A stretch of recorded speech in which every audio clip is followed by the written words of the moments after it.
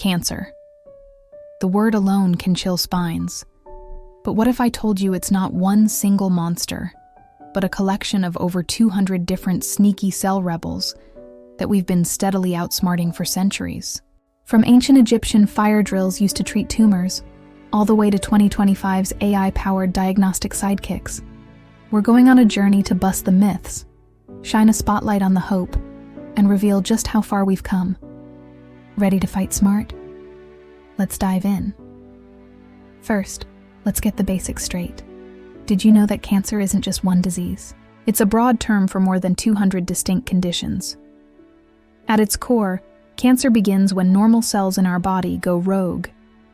Instead of following the rules for growth and division, they start multiplying uncontrollably. These renegade cells can then form a mass called a tumor. Some tumors are benign, meaning they stay put and aren't cancerous.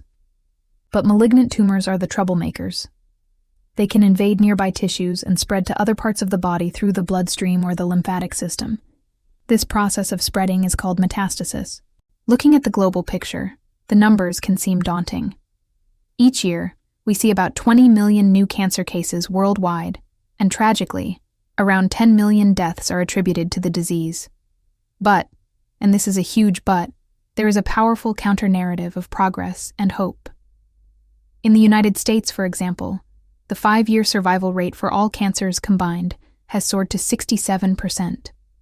This means that 2/3 of people diagnosed are alive 5 years later, and many go on to live much longer, full lives.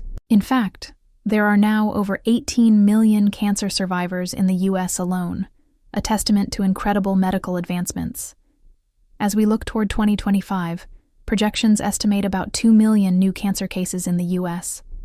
But within that number, there's good news. Lung cancer deaths, which have long been a leading cause, are expected to continue their decline as more people quit smoking. It's a direct win for public health. However, data also shows that men still face slightly steeper odds, accounting for about 56% of cancer deaths. This disparity is partly due to the historical legacy of higher smoking rates among men, leading to more lung cancer cases. But the key takeaway is this: when caught early, most cancers are curable. The numbers don't lie, but it's the hope that truly fuels our fight. And here's a fun fact for you. The word cancer itself comes from the Greek physician Hippocrates.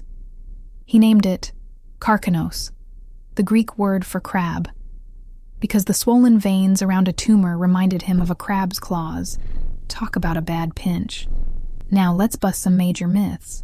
A common misconception is that getting cancer is just a matter of bad luck or genetics. But the science tells a different story. A staggering 80% of cancer cases are linked to risk factors that we can often control or influence. Let's talk about the big one: tobacco. Smoking is the single largest preventable cause of cancer, responsible for a shocking 90% of all lung cancer cases. In the U.S., that translates to about 480,000 deaths every single year. Alcohol is another significant contributor, increasing the risk for at least 7 different types of cancer. Obesity is also a major player, fueling the development of 13 different cancers. Then there are the environmental factors, like overexposure to UV radiation from the sun and inhaling polluted air. Infections also play a role, particularly in lower-income regions, where viruses like HPV and hepatitis B and C can spark up to 30% of cancers. The great news here is that we have vaccines for HPV and hepatitis B, making these cancers preventable. So what about your genes? While family history can be a factor, inherited genetic mutations are only responsible for about 5 to 10% of all cancers. The vast majority are actually caused by a combination of our lifestyle choices and our environment. Here's a surprising fact you might not know. Studies have shown that working night shifts can disrupt the body's production of melatonin, a hormone that regulates sleep, and this has been linked to an increased risk of breast cancer. It's a serious reminder for shift workers to prioritize their rest. And what about children? While cancer in kids is rare, making up just 1% of all cases, it remains the leading cause of death by disease for children in America. But even here, the progress is astounding. with an 85% survival rate thanks to targeted modern treatments. Speaking of treatments, we've moved worlds beyond the old one-size-fits-all approach. Today's cancer care is incredibly sophisticated and personalized. Of course, traditional pillars like surgery to remove tumors and radiation to destroy cancer cells are still vital and more precise than ever. Chemotherapy, which uses powerful drugs to kill fast-growing cells, also remains a cornerstone. But the real game changers are the newer therapies. Targeted therapy uses drugs designed to attack specific genetic glitches within cancer cells, leaving healthy cells largely unharmed. And then there's immunotherapy, a revolutionary approach that essentially unleashes your own immune system to recognize and destroy cancer. These modern treatments are so effective that they can now cure about 50% of all early-stage cancers outright. Of course, treatment can come with side effects like fatigue, nausea, or hair loss. But even here, we've made huge strides. Supportive care, which includes everything from pain management to nutritional counseling and mental health support, is now an integral part of the treatment plan. No one has to go through it alone. A common fear is recurrence, where the cancer comes back after treatment. The risk varies greatly depending on the type and stage of the cancer, but regular follow-up and screening are crucial. This brings us to a critical point. Screening saves lives. Recommended screenings like mammograms for breast cancer and colonoscopies for colorectal cancer can detect abnormalities at their earliest, most curable stages. We're talking a 90% cure rate when caught early, so please don't skip your screenings. Now for the most exciting part. What does the future hold? Let's look into the crystal ball for 2025 and beyond. The future is all about precision. Precision medicine is tailoring treatments to an individual's unique genetic makeup, drastically improving effectiveness while minimizing side effects. Just last year, the FDA approved 20 new cancer therapies, including a groundbreaking TIL cell therapy that boosts the immune response against advanced melanoma. And then there's AI. Artificial intelligence is revolutionizing diagnostics. Imagine a single blood test that can spot 18 different early-stage cancers. That's the promise of the Pac-Man test currently in development. AI algorithms are also becoming better than human doctors at predicting patient outcomes, helping to guide treatment decisions more effectively. And what about vaccines?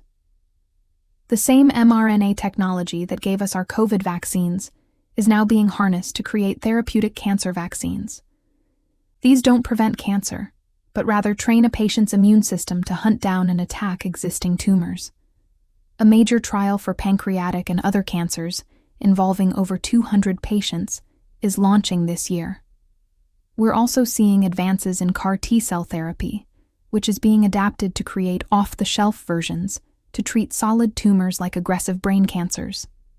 New bispecific antibodies are like double-sided tape, latching onto both a cancer cell and an immune cell to force a takedown.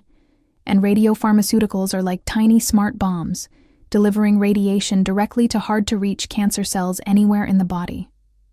The science is moving so fast that what was once a formidable foe is on its way to becoming a footnote in medical history. If we continue to fund this research, experts predict we could see a 50% drop in cancer mortality rates by 2030. So how can you empower yourself right now? The power of prevention is real. By making healthy choices, you can slash your cancer risk by an incredible 30 to 50%. This means quitting smoking for good, limiting alcohol consumption, filling your plate with a rainbow of fruits and vegetables, getting regular physical activity, and staying on top of your recommended cancer screenings. Cancer is a tough opponent, there's no doubt about it. But we, as a global community, are tougher.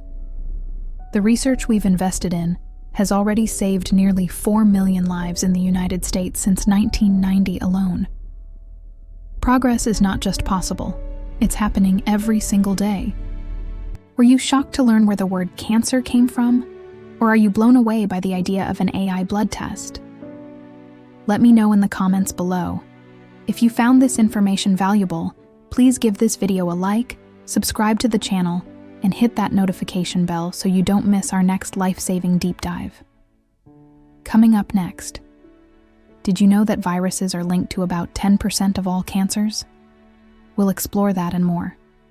Until then, stay screened and stay strong.